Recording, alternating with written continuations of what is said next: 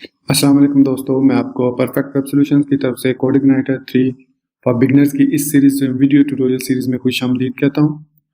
मेरा नाम इमरान कासिम है और ये हमारा कोडिग्नाइटर 3 की सीरीज का दूसरा हिस्सा है, मतलब पार्ट 2 है। और आज के इस वीडियो ट्यूटोरियल में हम देखेंगे कि कैसे हम कोडिग्नाइटर को कॉन्फ़िगर कर सकते हैं और कैसे हम कंट्रोलर, मॉडल और व्यूज़ को आपस में इंटरलिंक कर सकते हैं, और लाइब्रेरीज क्या होती हैं, पैकेजेस क्या होते हैं, इसके अलावा हेल्पर्स क्या होते हैं, और इसके अलावा डिफरेंट लाइब्रेरीज के बारे में हम डिस्कस करेंगे इस वीडियो ट्यूटोरियल में।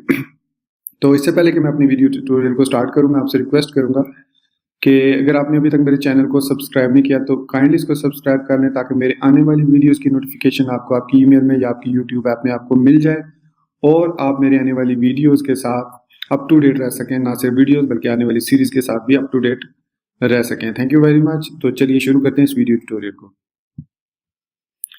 तो दोस्तों, जैसा कि लास्ट वीडियो ट्यूटोरियल में हमने देखा था what is CodeIgniter, what is a framework, what is MVC, और फिर उसके बाद हमने concept of model view controller थोड़ा सा देखा। फिर हमने इंस्टॉल किया कोडिग्नाइटर को, उसके फोल्डर स्ट्रक्चर को देखा और उसके फ्लो ऑफ कोडिग्नाइटर एप्लीकेशन के कैसे उसका फ्लो होता है, index.php से लेकर कंट्रोलर तक वो कैसे जाता है।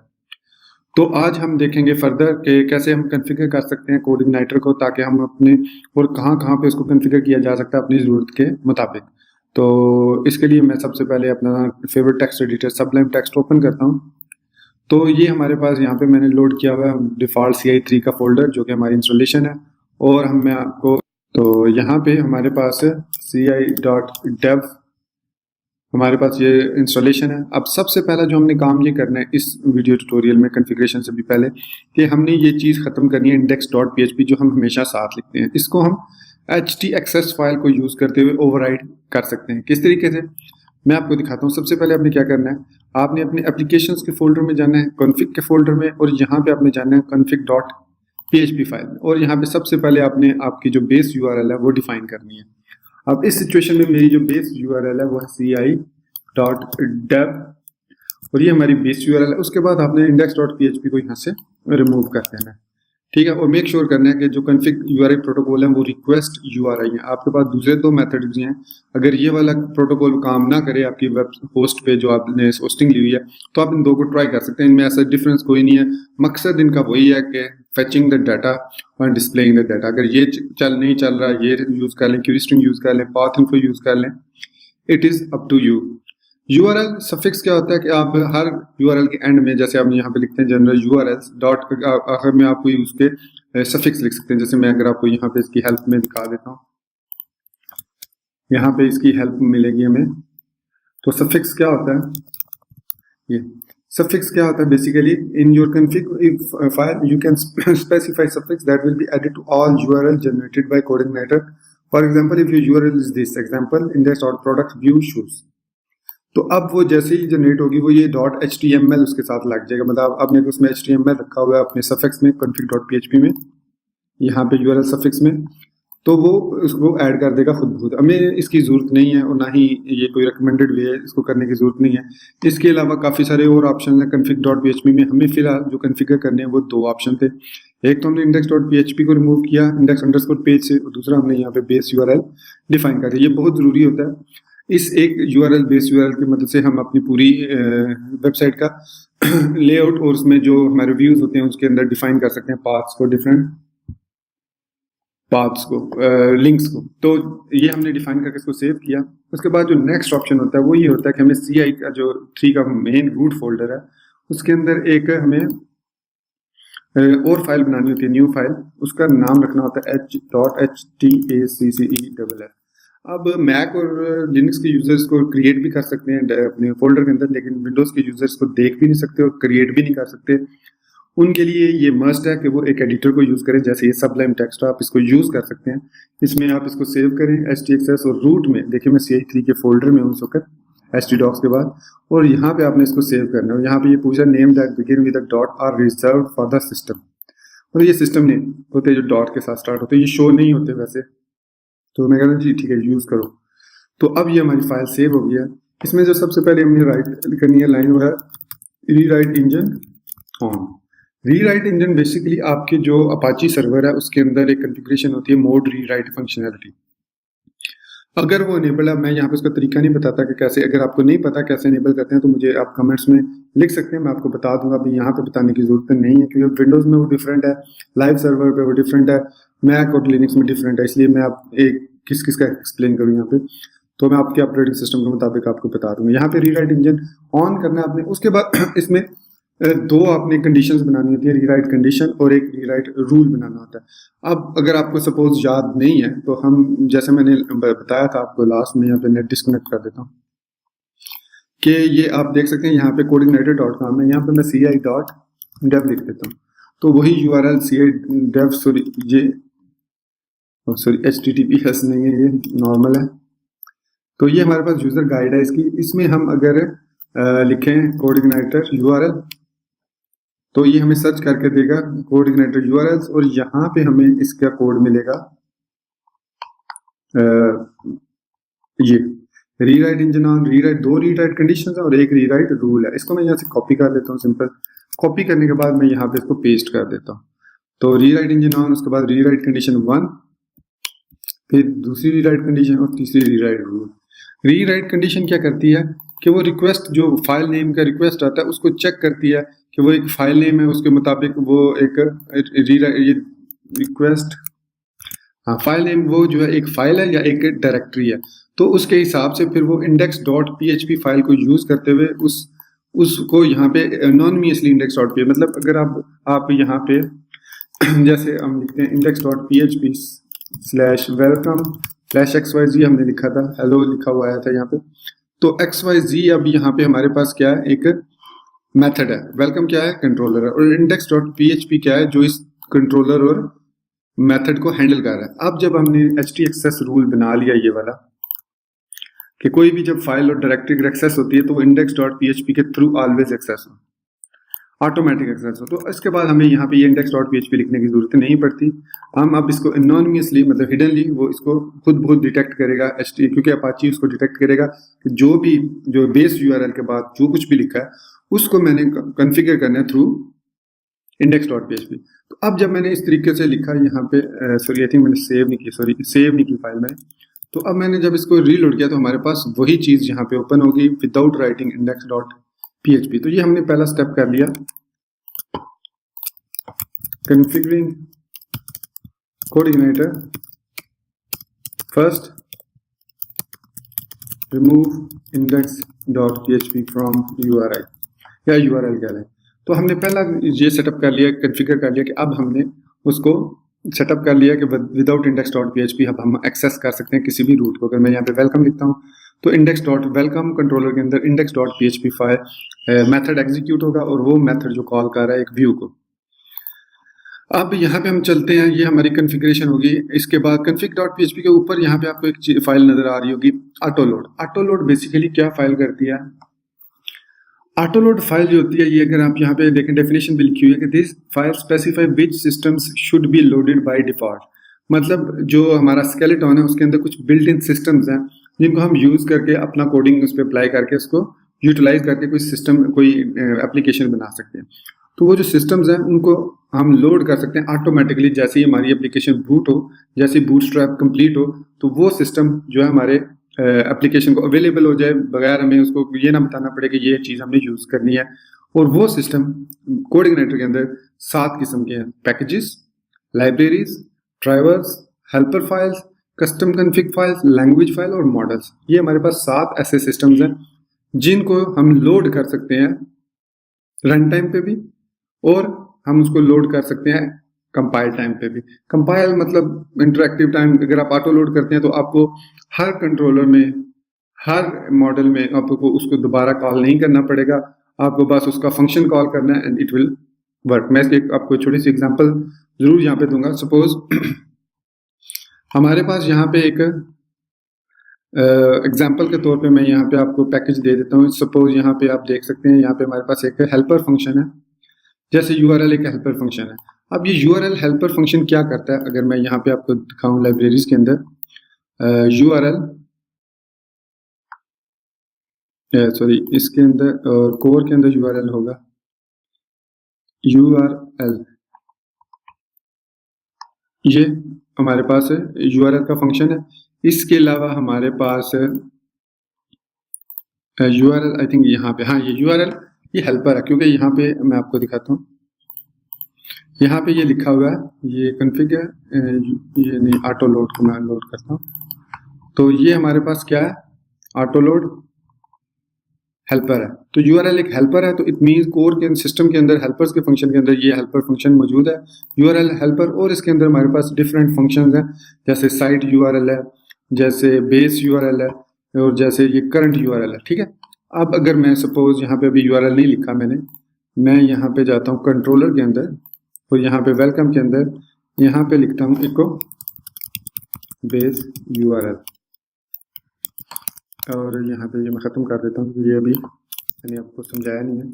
तो अब मैं वेलकम के बाद यहाँ पे XYZ लिखता हूँ, तो आप यहाँ पे देखेंगे कि यहाँ पे लिखा हुआ call to undefined function base URL। इसी तरीके से अगर मैं साइट URL लिखता हूँ फंक्शन, इसको लोड करता हूँ, तो कहता है कॉल टू अनडिफाइंड फंक्शन। अब इस URL हेल्पर को लोड करने के दो तरीके हैं, एक तो ये कि मैं यहाँ पे लिख दूँ दिस लोड हेल्पर URL, ये लिखा मैंने, सेव किया, रीलोड किया पेज को, और अब आपके पास यहाँ पे देखें मैसेज आ गया http://ci.dev, क्योंकि यही हमारा URL है। इसी तरह अब मैं अगर बेस URL को लिखूं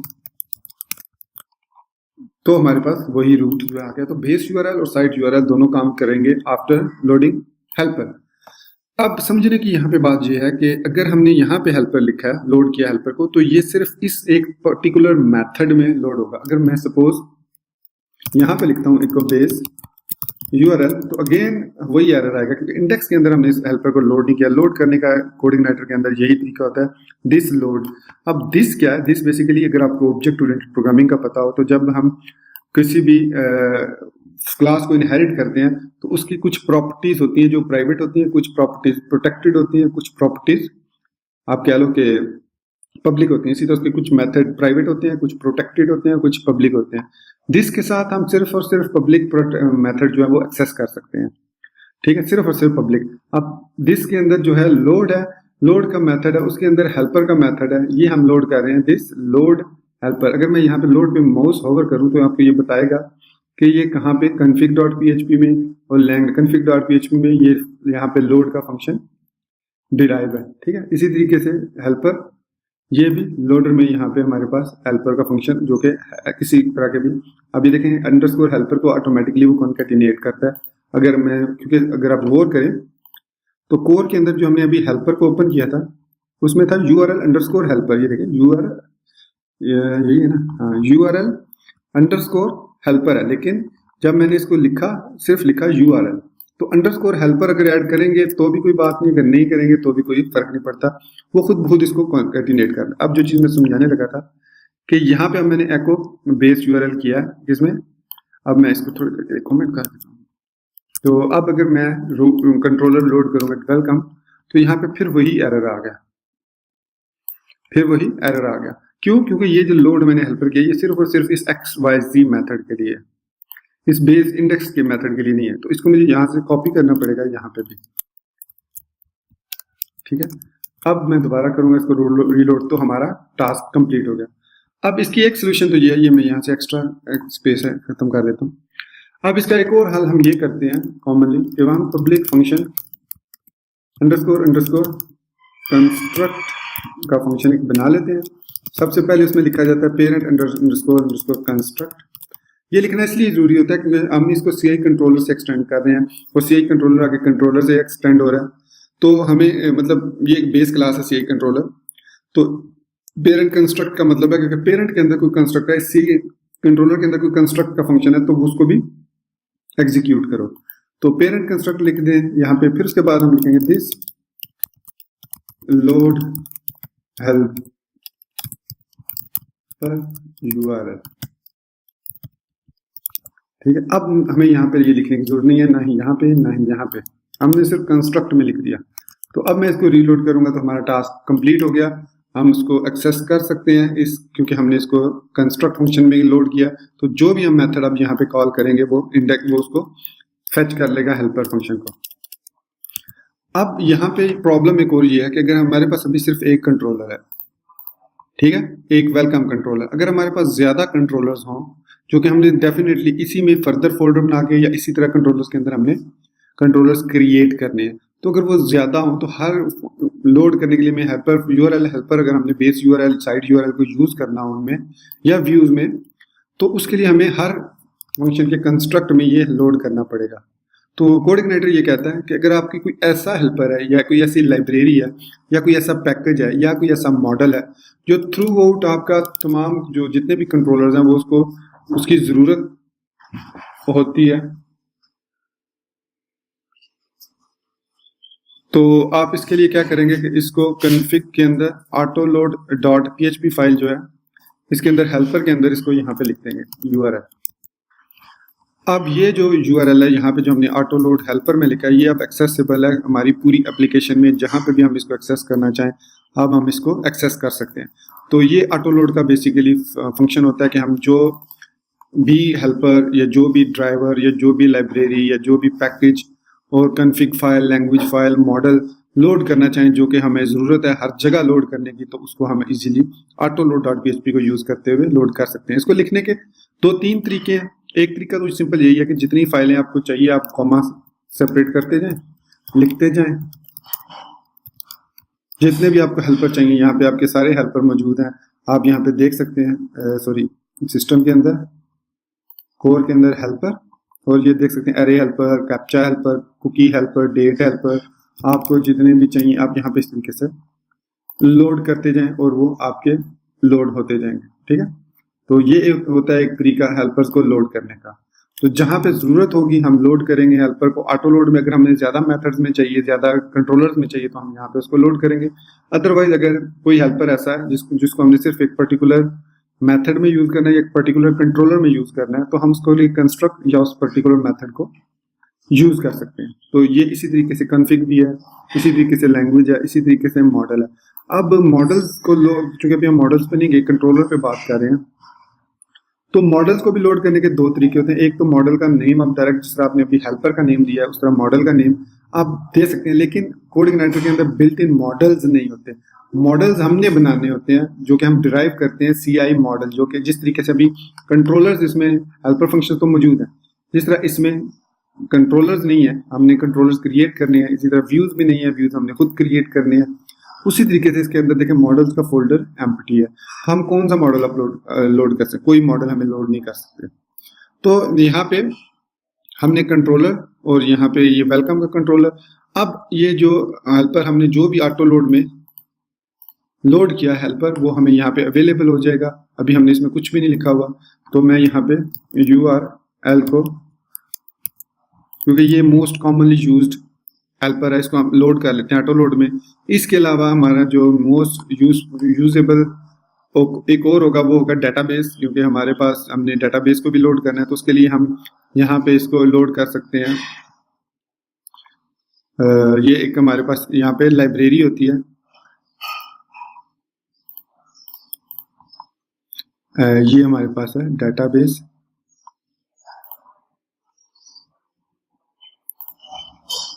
सॉरी, वो उसके लिए ऑटो लोड में वो क्या कहते हैं उसको, मॉडल जब हम लोड करेंगे तो वो ऑटोमेटिकली उस डेटाबेस से डाटा फेच करेगा, और डेटाबेस ने हमने जो कॉन्फ़िगर करना होता है वो यहाँ पे कॉन्फ़िगर करना होता है, ये इस जगह पे।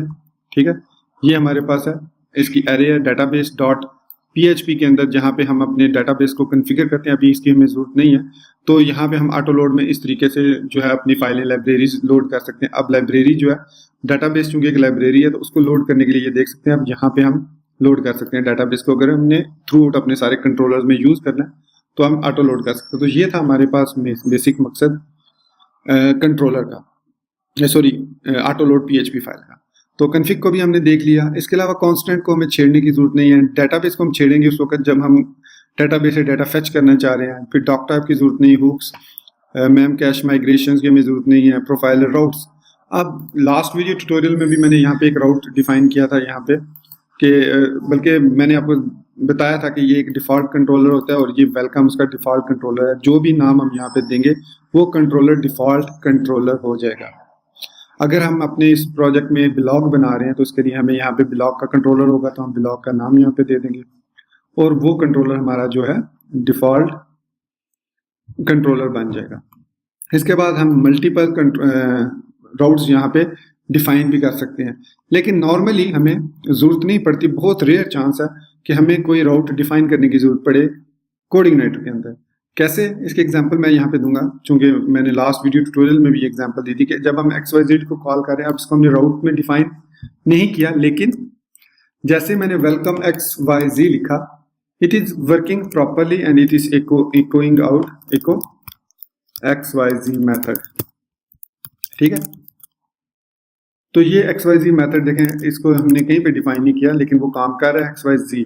ठीक है, अब इसको काम कहाँ पे करना है, तो इसके लिए हम एक यहाँ पे एग्जांपल लेते हैं। सपोज हमने कुछ स्टैटिक पेजेस बनाए हैं, जैसे होम पेज है, अबाउट अस पेज है, कॉन्टेक्ट अस पेज है, गैलरी है, या इस तरह के हम 3 एग्जांपल ले लेते हैं, home, about us and contact us. अगर हमारे पास ये 3 पेजेस हैं, ये स्टैटिक पेजेस हैं, इनके लिए हम एक अलग से कंट्रोलर बना लेते हैं, जिसको हम कहेंगे पेजेस डॉट, या आप कह लो पेज डॉट PHP। ये हमारे पास एक और कंट्रोलर बन गया। और इसको डिफाइन करने का तरीका क्या है, इसमें अब चूंकि ये हमारे पास कोऑर्डिनेटर है, तो इसके लिए हम जो सबलाइम टेक्स्ट है उसके अंदर अगर इंस्टॉल करना चाहें पैकेज, सॉरी इंटरनेट नहीं है, लीव इट, तो यहाँ पे हमने पेज कंट्रोलर बनाया, यहाँ पे PHP का टैग स्टार्ट किया, बल्कि हम क्या करते हैं, फिर यहाँ से वेलकम को कॉपी कर लेते हैं और पेज के अंदर पेस्ट कर देते हैं। तो यहाँ पे ये डिफाइन ठीक है, वेलकम की जगह अब हमने, चूंकि हमारा जो कंट्रोलर है वो पेज है, तो यहाँ पे हम पेज दे देंगे। एक्सटेंड ये CI कंट्रोलर से होगा, इसके अंदर भी हमारे पास इंडेक्स एक ही फंक्शन होगा इंडेक्स का। तो इस इंडेक्स के फंक्शन के अंदर हमने अब ये स्टैटिक पेजेस डिजाइन करने हैं इसके अंदर, तो यहाँ पे हम डिफॉल्ट पेज का नाम एक दे देते हैं। ठीक है, page is equal to home. मतलब अब यहाँ पे हम क्या काम कर रहे हैं, हम URI पैरामीटर्स दे रहे हैं, मतलब जो हमारे पास मेथड है कंट्रोलर के अंदर, उसको कुछ हम पैरामीटर दे रहे हैं। जैसे हम फंक्शंस को पैरामीटर देते हैं, अगर आपने PHP में देखा हो या आपने अगर ऑब्जेक्ट ओरिएंटेड प्रोग्रामिंग पढ़ी हो, तो उसमें आपको पता होगा कि हम किसी भी क्लास के अंदर जो मेथड होता है उसको कुछ पैरामीटर और कुछ डिफॉल्ट वैल्यूज दे सकते हैं। तो यहाँ पे हमने इस पब्लिक फंक्शन इंडेक्स, जैसे कि हमें पता है ये डिफॉल्ट होता है, अगर हम पेज सिंपल पेज लिखें तो हमारे पास यही फंक्शन एग्जीक्यूट होगा इंडेक्स। और यहाँ पे अगर हम इको पेज करेंगे तो हमारे पास सिंपली क्या लिखा हुआ आएगा, मैं यहाँ पे लिखता हूँ स्लैश पेज, तो हमारे पास होम लिखा हुआ है। मतलब ये हमने होम यहाँ पे बाय डिफॉल्ट, अगर मैं यहाँ पे अबाउट कर दूंगा तो यहाँ पे अबाउट लिखा हुआ मिल रहा है। मतलब जो भी यहाँ पे अपने पैरामीटर दिया वो उसने उसको एक्सेस कर लिया। अब हम क्या करते हैं, अब हम यहाँ पे एक पाथ डिफाइन करते हैं, पाथ इज इक्वल टू, अब हमने इसके लिए हमें एब्सोल्यूट इसका पाथ डॉट, मतलब जो एप्लीकेशन का folder slash view slash page dot PHP। ठीक है, अब मैंने ये लिखा सेमीकोलन, अब मैं कहता हूँ इको पाथ। ये जो ऐप पाथ है ये एक ग्लोबली डिफाइंड फंक्शन कांस्टेंट है, तो ये एक्सेस कर सकते हैं हम जहाँ पे भी एक्सेस करना चाहें। अब यहाँ पे आप देख सकते हैं हमारे पास कंप्लीट पाथ आ गया। व्यू के से पहले यहाँ पे दोस्त नहीं है, हमें स्लैश की, तो ये हमारे पास कह रहा है कि जी यहाँ से हमने देखना है CH3 के अंदर एप्लीकेशन, एप्लीकेशन के अंदर व्यू, व्यू के अंदर होम डॉट PHP। तो यहाँ पे हम एक और काम कर सकते हैं, यहाँ पे हम कर सकते हैं page slash page dot PHP। तो अब यहाँ पे हमारे पास पेजेस या पेजेस कह लो। तो अब हम क्या कर सकते हैं व्यू के अंदर, अभी हमने क्या किया कि हमने कहा कि हमारे पास ये होम डॉट PHP फाइल है, उसको लोड करना है हमें। ठीक है, तो इसके लिए हमने ये पाथ इसको डिफाइन कर दिया। तो इफ, अब यहाँ पे हम लगाएंगे चेक इफ फाइल एग्जिस्ट, ये PHP का बिल्ट इन फंक्शन है जिसमें हम इसको डिफाइन कर सकते हैं कि ये फाइल जो है एग्जिस्ट करती है। तो हम कहेंगे this load view pages slash, sorry double quotes use करूंगा मैं यहाँ पे, इसलिए कि हमने डबल कोट्स के अंदर ही वेरिएबल को कॉल करना है। अगर हम सिंगल कोट यूज करेंगे तो उसके अंदर हम वेरिएबल की वैल्यू को कॉल नहीं कर सकेंगे। तो यहाँ पे मैं लिखूंगा pages slash page dot PHP। तो अगर मैं सिंगल कोड यूज करता हूँ तो फिर मैं यहाँ पे पेज डॉट PHP को मुझे कॉन्केटिनेट करना पड़ेगा, जबकि अब मैं इसको डायरेक्टली इसके अंदर ही व्यू को लोड कर रहा हूँ। सिंपल ये लिखा मैंने, सेव किया। एल्स यहाँ पे अब इसके अंदर एक फंक्शन होता है एरर 40, आई थिंक एरर या अबाउट 404 होता है। ये एक मिनट मैं इसको चेक कर लेता हूँ। अबाउट 404 फंक्शन है, यानी एरर 404 नहीं। तो इसके लिए इसके अंदर मुझे अब याद नहीं एग्जैक्टली, यहाँ पे 404 है। राउट्स में देखते हैं हम यहाँ पे, तो यहाँ पे 404 है। आई थिंक अबाउट भी नहीं, एरर 404 भी नहीं है। हेल्पर के अंदर helper function, I think helper के अंदर ये हमारे पास है। एक मिनट, तो यहाँ पे मैं अब क्या करता हूँ, कॉन्फ़िग के अंदर ऑटो लोड के अंदर हेल्पर में जाता हूँ। यहाँ पे मैं यूआरएल ऑलरेडी लोडेड है, ठीक है। तो यहाँ पे page 404 I think, 404 I think, इसको चेक कर लेते हैं। यहाँ पे 404 को ये कभी कभी शो 404 शो 404 समटाइम ये होता है कि आप भूल जाते हैं। तो अब यहाँ पे 404 का एरर आ गया कि जी पेज नॉट फाउंड। जो पेज, अब ये 404 का फंक्शन कॉमन डॉट पीएचपी और एक्सेप्शन में भी डिफाइन है। पेज लॉग एरर, और जो भी एरर लॉग करना चाहे वो यहाँ पे लॉग कर सकते हैं। यहाँ पे लॉग एरर ट्रू है, तो पेज जो है शो 404 हमारे पास ये वाला पेज बन गया, 404 पेज एंड नॉट फाउंड। तो अब हम क्या करते हैं, अब चूंकि कंट्रोलर के अंदर हमने ये कंट्रोलर एक ही बनाया, तो इसके जरिए जाहिर बात है हमने यहाँ पे लिखा दिस लोड व्यू। तो इस मेथड ने क्या करना है कि एप्लीकेशन के अंदर व्यू के फोल्डर के अंदर जाके पेजेस के फोल्डर में जाना है। तो यहाँ पे हम पेजेस का फोल्डर बना लेते हैं। इस फोल्डर के अंदर हमने यहाँ पे एक और फाइल बनानी है जिसका नाम हम पहले रखेंगे home.php। सेव किया।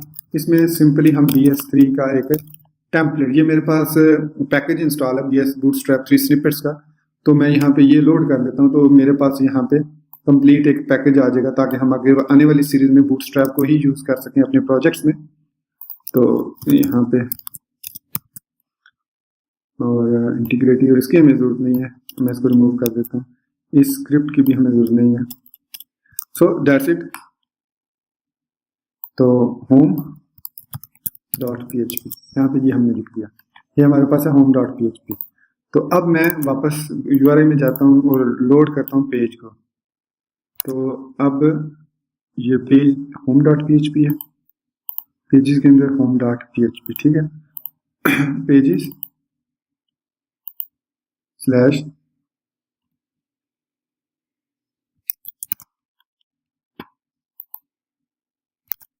so if file exists path echo path exit pages home.php application view pages application view pages home.php। तो ये तो एग्जिस्ट कर रही है। if file exists path this load view, अगर मैं सिंपली इसको यहाँ से कॉपी करके यहाँ पे लोड करता हूँ तो इसको फिलहाल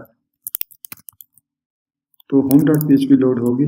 तो इसका मतलब है हमारा जो ये if file exist page name path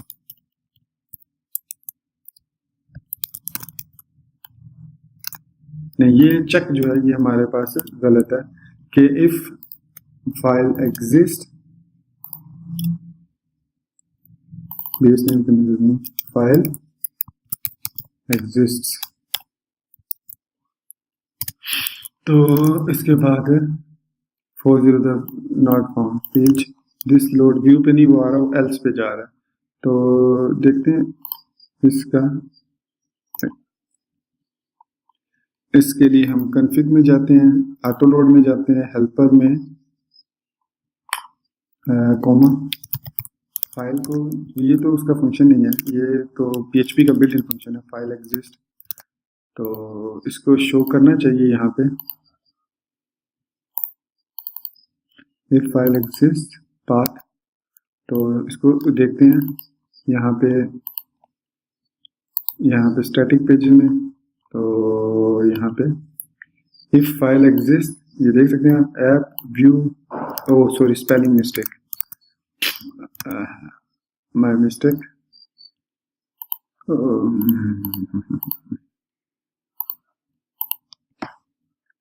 मेरी मिस्टेक है। एक्चुअली मैंने यहाँ पे व्यू लिखा है जबकि ये व्यू नहीं है, व्यूज है, क्योंकि एप्लीकेशन के अंदर ये व्यूज का फोल्डर है, तो व्यूज है, ये व्यू नहीं है। That's my mistake, sorry for that. तो यहाँ पे मैं ब्राउजर को लोड करता हूँ दोबारा, सॉरी क्लोज हो गया था। तो यहाँ पे CI मैं लिखता हूँ .dev/ क्या हमने रखा था नाम उसका, पेज।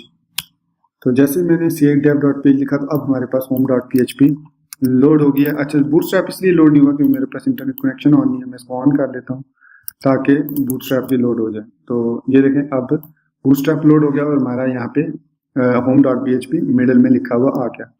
अब हम यहाँ पे बूटस्ट्रैप को यूज कर सकते हैं, लेकिन that is something later on. तो यहाँ पर तक हमें कंट्रोलर की समझ लग गई। कंट्रोलर विदाउट पैरामीटर जो हमने वेलकम में देखा था, ये वाला इंडेक्स, और ये जो हमने पेज बनाया ये हमारे पास विद पैरामीटर है। अब इसका क्या है कि हम यहाँ पे लिख सकते हैं page/about। तो वो 404 पे इसलिए चला गया कि उसको राउट नहीं मिला, तो हमें यहाँ पे पेजेस में एक न्यू फाइल क्रिएट करनी पड़ेगी, bs3 और टेम्पलेट सेव, इसको हम नाम दे देते हैं about.php। ये हो गया। इसमें मुझे जो चीज़ें रिमूव करनी पड़ेंगी वो ये रिमूव करनी पड़ेंगी, ठीक है। बाकी सब गुड है, ठीक है, सब ठीक है। अब मैं इसको रीलोड करता हूँ अबाउट को। तो ये हमारे पास है about.php, ठीक है। तो अब ये है कि अब हमें यहाँ पे लिखना पड़ेगा index/about, तो तब वो फाइल लोड होगी, ठीक है। मैं इसको थोड़ा चेंज कर देता हूँ, bs3 टेम्पलेट स्टार्टर, नहीं bs3 टेम्पलेट, ये सिंपल टेम्पलेट ले लेते हैं। तो यहाँ पे हेलो वर्ल्ड सेम आ गया, वही https, और यहाँ पे इसको रिमूव कर देते हैं, और ये इंटीग्रिटी और क्रॉस रीजन हमें इसकी भी जरूरत नहीं है, इसको रिमूव कर देते हैं। तो अब मैं इसको रीलोड करता हूँ। तो अब हमें हेलो वर्ल्ड, अब जो भी हम एक्सेस करेंगे वो हमें अबाउट के बाद लिखना पड़ेगा। मतलब कॉन्टैक्ट को अगर एक्सेस करना है तो इस तरीके से लिखेंगे। तो अब हमें यहाँ पे, मैं इसको कॉपी कर देता हूँ और पेजेस में एक न्यू फाइल बना लेता हूँ, contact.php, और इसके अंदर इसको पेस्ट कर देता हूँ और इसके अंदर कॉन्टैक्ट पास लिख देता हूँ, और अबाउट के अंदर हम यहाँ पे लिख देते हैं अबाउट अस। अब मैं इसको रीलोड करता हूँ तो कॉन्टैक्ट अस लिखा हुआ आ गया। अगर मैं यहाँ पे अबाउट लिखता हूँ तो हमारे पास अबाउट अस लिखा हुआ आ गया। अगर मैं सिंपल इंडेक्स पे जाता हूँ तो home.php आ गया हमारे पास। तो तीन हमने स्टैटिक पेजेस यहाँ पे डिजाइन कर लिए, डिफरेंट स्टैटिक पेजेस। तो लैंग्वेज में EN में हम लिख लेते हैं, इंग्लिश लैंग्वेज है क्योंकि, तो EN। तो ये हमारे पास था स्टैटिक पेजेस डिजाइन करना यूजिंग कंट्रोलर एंड व्यूज। अभी हमने इसमें मॉडल्स को यूज नहीं किया। हमने कंट्रोलर में एक कंट्रोलर बनाया पेज, उसमें सिंपल एक मेथड बनाया इंडेक्स, जो कि एक पैरामीटर एक्सेप्ट करता है पेज का नाम, और उसके बाद उस पेज को लोड कर लेता है जो पाथ हमने यहाँ पे डिफाइन किया हुआ है। अगर वो पाथ एग्जिस्ट करता है तो वो उसको लोड कर लेगा PHP को। अब हमें यहाँ पे PHP लिखने की भी जरूरत नहीं है। जब हम लोड व्यू करते हैं तो हम सिंपल pages/pages लिख सकते हैं, तो इट विल वर्क अगेन, क्योंकि वो खुद ही .php लगा लेता है। तो यहाँ तक ये आपको आई एम श्योर समझ आ गया कि कैसे हम कंट्रोलर व्यूज को यूज करके स्टैटिक पेजेस इजीली बना सकते हैं, और इसके लिए हमें कोई ज्यादा इतनी मेहनत नहीं करनी पड़ती। तो चलिए अब हम नेक्स्ट में यहाँ पे क्या करता हूँ, मैं व्यूज के अंदर जो है अबाउट अस में एक नेविगेशन बार लगाता हूँ बॉडी के बाद, यहाँ पे BS3 नैव बार, ये नैव बार लगाई। फिर इसी तरीके से मैं यहाँ पे भी BS3 नैव। आगे चल के हम देखेंगे कैसे हम पार्शियल डिफाइन कर सकते हैं, डिफरेंट पार्शियल कैसे डिफाइन कर सकते हैं। वो एक ही फाइल से सारी फाइल्स को लोड करें। मतलब अगर हमें नेविगेशन चाहिए तो बार बार हमें नैव बार ना डिफाइन करनी पड़े, बल्कि हम एक ही फाइल से उसको डिफाइन कर सकें। तो ये हमारे पास अब देखें ऊपर आ गया। जिन लिंक्स की हमें ज़रूरत नहीं है वो हम यहाँ से, जैसे हमें इस फॉर्म की ज़रूरत नहीं है, मैं इसको रिमूव कर देता हूँ। हमें इसके बाद ये सब में से हमें रिमूव करना होगा। home.php से मैंने रिमूव कर दिया। अब ये लिंक्स हमें चाहिए या ये लिंक्स चाहिए, चलें इनको ख़त्म कर देते हैं जो टाइटल्स के साथ हैं। ये हमारे पास टाइटल है और ये हमारे पास 2 लिंक्स हैं, इनको हम यहाँ से उड़ा देते हैं। अब हमारे पास बचे ये लिंक्स, टाइटल इधर और इधर लिंक्स। तो इन लिंक्स को हम क्या देते हैं, पेजेस। पेजेस के अंदर हमारे पास यहाँ पे है होम नहीं रखते हम, अबाउट अस और कॉन्टैक्ट अस रख लेते हैं और इनको 2 खत्म कर देते हैं। अभी जब जरूरत पड़ेगी तो हम इनको ऐड कर लेंगे। पेजेस लिख दिया हमने, फिर उसके बाद लिंक को हमने होम लिंक कर दिया, ठीक है। ये हमारा होम से लिंक हो जाएगा। तो ये हमारे पास होम बन गया। फिर पेजेस में हमारे पास अबाउट अस और कॉन्टैक्ट अस आ गया। अब हमने इनको लिंक करना है आपस में। तो कैसे लिंक करेंगे हम यहाँ पे, तो इससे पहले कि मैं यहाँ पे उनको लिंक करूँ, मैं आपको यहाँ पे एक और चीज़ बताता चलूँ कि जो रूट्स हमने यहाँ पे कॉन्टैक्ट अस में कंट्रोलर, पेज कंट्रोलर में यहाँ पे डिफाइन किया कि जब हम URL index.php मतलब नहीं लिखते तो वो एक्सेस कर लेता है रूट home.php को। लेकिन जब हम यहाँ पे लिखें page/about तो या हम सिंपल यहाँ पे लिखें होम तो उसको होम लोड कर ले। होम वाला अगर हम यहाँ पे लिखें अबाउट तो इसको अबाउट लोड करना चाहिए। अगर मैं यहाँ पे लिखूँ कॉन्टैक्ट तो कॉन्टैक्ट वाला पेज लोड होना चाहिए। अभी वो नहीं होगा, 404 आ रहा है। तो इसके लिए हमें क्या करना पड़ेगा, इसके लिए हमें जाना पड़ेगा कॉन्फ़िग के अंदर, राउट्स के अंदर, और यहाँ पे हमें वो तीनों राउट्स डिफाइन करने पड़ेंगे वेलकम के बाद। तो सबसे पहले हम राउट कर देते हैं, बल्कि हम यहाँ पे वेलकम की बजाय अब यहाँ पे इसको कर देते हैं ब्लॉग, सॉरी पेज। अब ये बाय डिफॉल्ट इंडेक्स वाला पेज लोड होगा, इंडेक्स होम वाला। तो राउट, अब यहाँ पे हमने राउट का दिखाना है कि कौन सा वाला राउट हम लिखें तो क्या ओपन हो। तो हमने यहाँ पे लिखा है अबाउट। अगर हम यहाँ पे लिखें या पेज बॉक्स या अबाउट लिखें तो ये क्या करे, ये कहाँ पे जाए, पेज वाले कंट्रोलर में जाए, वहां से इंडेक्स वाले कंट्रोलर में जाए और वहां पे एक जो पैरामीटर हमने लिखा है उसको एक्सेस कर ले। तो अबाउट हमारे पास एक पैरामीटर है, वो उसको जैसे हम ये लिखेंगे तो अब बल्कि हम यहाँ पे अबाउट लिख देते हैं। ये इसी तरीके से हम यहाँ पे अबाउट के बाद कॉन्टैक्ट और यहाँ पे कॉन्टैक्ट लिख देंगे। फिर यहाँ पे क्या था हमारा तीसरा, तो होम था, वो हमने लिख लिया। तो ये 2 ही थे, तो ये 2 हमने इस तरीके से लिख लिया, अबाउट और कॉन्टैक्ट। अब हम यहाँ पे कॉन्टैक्ट लिखेंगे तो हमारे पास कॉन्टैक्ट पेज अंदर इंडेक्स।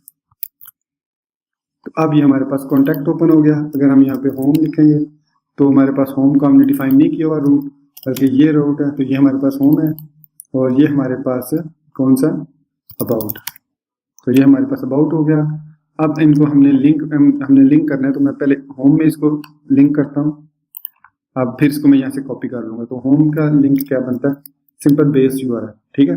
तो यहाँ पे हम PHP लिख सकते हैं, एको बेस URL। अब देखें हमने बेस URL जो URL हेल्पर है वो हमने लोड किया हुआ है, तो हमें इसलिए बेस URL यहाँ पे एक्सेसिबल होगा। तो यहाँ पे इसकी जरूरत नहीं है, ये ड्रॉप डाउन है। यहाँ पे अबाउट अस, तो यहाँ पे बेस URL के बाद एको, और हमने बेस URL में स्लैश नहीं दी थी तो यहाँ पे स्लैश देंगे। तो अबाउट, इसी तरीके से क्लोज भी करना है। फिर यहाँ पे हम लिखेंगे डॉट, सॉरी डॉट यहाँ पे नहीं आएगा, यहाँ पे ये इस तरीके से आएगा क्योंकि वो डॉट कॉन्टैक्ट स्लैश कॉन्टैक्ट ये हमने लिखा। तो अब मैं इसको कॉपी करता हूँ, नैव को, कंप्लीट नैव को यहाँ से कॉपी करता हूँ, कॉन्टैक्ट में जाता हूँ और यहाँ पे इसको पेस्ट कर देता हूँ इस नैव की जगह पे, और इसको कॉपी करके पेस्ट कर देता हूँ यहाँ पे भी। तो अब हमारे पास सेम URL आ गई। होम पे क्लिक करेंगे तो हम होम पे चले जाएंगे। पेजेस में से अगर मैं अबाउट अस पे क्लिक करूंगा तो अबाउट अस पे आ जाएंगे, कॉन्टैक्ट अस पे क्लिक करूंगा तो कॉन्टैक्ट अस पे आ जाएंगे। तो दोस्तों ये था हमारा आज का वीडियो ट्यूटोरियल, जिसमें हमने ये देखा कि कैसे हम कंट्रोलर और व्यू को यूज करते हुए स्टैटिक पेजेस डिजाइन कर सकते हैं, और कैसे हम ऑटो लोड कॉन्फ़िगरेशन को ऑटो लोड कर सकते हैं, बेस URL को डिफाइन कर सकते हैं, और बेस URL को यूज करने के लिए कैसे हम URL को ऑटो लोड कर सकते हैं या उसको डायरेक्ट कंट्रोलर में भी एक्सेस कर सकते हैं। तो ये था हमारा आज का वीडियो ट्यूटोरियल। इसके अलावा भी कंट्रोलर में भी काफ़ी कुछ है, व्यूज़ में भी काफ़ी कुछ है, वो आगे चल के हम टाइम के साथ साथ सीखते जाएंगे, क्योंकि ये अदरवाइज ये ट्यूटोरियल जो है ये वीडियो लंबी होती जाएगी। तो यहाँ पे मैं अपने इस वीडियो ट्यूटोरियल को रोकूंगा और यहीं से नेक्स्ट जो हमारा थर्ड पार्ट होगा वो यहीं से आगे मूव ऑन फॉरवर्ड होगा। और इंशाल्लाह हम कोशिश करेंगे इसमें कोई छोटा मोटा प्रोजेक्ट कंप्लीट करें, लॉजिकल प्रोजेक्ट होगा छोटा सा, स्टैटिक पेजेस के अलावा कोई और भी इसमें फंक्शनैलिटी हम ऐड करेंगे, इट डिपेंड्स। तो यहाँ पे इस ट्यूटोरियल को ख़त्म करता हूँ मैं। तो इससे पहले कि मैं आपको खुदा हाफिज़ कहूँ, बाय कहूँ, मैं आपसे अगेन रिक्वेस्ट करूंगा कि अगर आपने अभी तक मेरे चैनल को सब्सक्राइब नहीं किया तो काइंडली इसको सब्सक्राइब जरूर कर लें और साथ में बेल का आइकन प्रेस करना मत भूलिएगा। और इसके अलावा जिन दोस्तों ने ख्वाहिश जाहिर की थी, जिन दोस्तों ने कमेंट्स किए थे कि कोई प्रोजेक्ट बनाया जाए, कुछ दोस्तों ने नाम भी मेंशन किए, तो मैं उनसे गुजारिश करूंगा कि इंशाल्लाह हम पूरी कोशिश करेंगे कि कम से कम वक्त में, क्योंकि ये सीरीज बिगनर्स के लिए, अगर मैं इसको एक प्रोजेक्ट के वे से लेके चलूंगा तो may be it will be difficult, बहुत मुश्किल होगा आपके लिए समझने के लिए कि ये मैं क्यों कर रहा हूँ, और उस पर मेरा टाइम भी ज्यादा लगेगा नॉर्मल। सो पहले आप सीख लें इसको कम्प्लीटली। मैंने लारावल की सीरीज भी इसी तरीके से बनाई, मैंने ल्यूमेन की सीरीज भी इसी तरीके से बनाई, मैंने ज़ेन फ्रेमवर्क को ड्रॉप करके दरमियान में बना रहा था सीरीज, क्योंकि उसके इतने ज़्यादा अच्छा रिस्पांस नहीं मुझे मिला, मैंने उसको स्टॉप कर दिया। अगर रिस्पांस मिलेगा तो डेफिनेटली उसको भी मैं कंटिन्यू जरूर करूंगा। इसके अलावा मैंने Vue.js फ्रंट एंड के लिए, बूटस्ट्रैप और काफ़ी सारी मैंने सीरीज, उनमें कोई मैंने प्रोजेक्ट नहीं बनाया। उसकी मेन रीज़न ये थी कि प्रोजेक्ट बनाने का मतलब होता है कि आपको बाउंड कर देना एक लॉजिक के पीछे, जबकि मेरा ये मकसद वीडियो ट्यूटोरियल्स बनाने का नहीं है। मेरे वीडियो ट्यूटोरियल्स उनके लिए बहुत यूजफुल होंगे जो लॉजिकल हैं, जो समझते हैं कि बेसिकली हर प्रोजेक्ट में एक ही चीज़ होती है, CRUD जिसको कहते हैं। हर प्रोजेक्ट में, कोई भी प्रोजेक्ट आप उठा लें, बेसिक उसमें चीज होती है CRUD। उसके बाद उसमें इंटरेक्टिविटी, जावास्क्रिप्ट यूज करना, jQuery यूज करना। अगर आपने मेरे वीडियो ट्यूटोरियल देखे हुए jQuery के, जावास्क्रिप्ट के, Vue.js के, तो आप कोडिंग नाइटर के अंदर Vue.js को भी यूज कर सकते हैं अगर यूज करना चाहें। क्यों नहीं यूज कर सकते, कर सकते हैं। jQuery यूज कर सकते हैं, React.js यूज कर सकते हैं, Angular यूज कर सकते हैं। लेकिन मकसद क्या है कि वो आपको आने चाहिए। अगर वो आपको आते हैं तो मेरे प्रोजेक्ट बनाने से आपको कुछ सीखने को नहीं मिलेगा। लेकिन no doubt I will do a small project during this series. इंशाल्लाह मैं कोशिश करूंगा एक प्रोजेक्ट को कॉन्सेप्ट बना लेंगे और उसको फिर लेके आगे चलेंगे। यहाँ तक मैंने स्टैटिक पेजेस का कॉन्सेप्ट बनाया, कैसे स्टैटिक पेजेस डिजाइन करते हैं। तो अब यहाँ पे ये कॉन्टेक्ट, आई थिंक मैंने बेस यूआरएल में यहाँ पे, सॉरी मैं एक मिनट देख लूँ, मैंने कॉन्फिग के अंदर जो बेस यूआरएल सही है C8dev दी है और वो उसको ऑटोमेटिकली ले रहा है। तो यहाँ पे अबाउट बेस यूआरएल जो है हमें इसकी जरूरत नहीं है। इसी तरीके से यहाँ से मुझे ख़त्म करनी है ये स्लैश, और ये इसका कलर क्यों चेंज हो गया, लेट मी सी, ये तो ठीक है।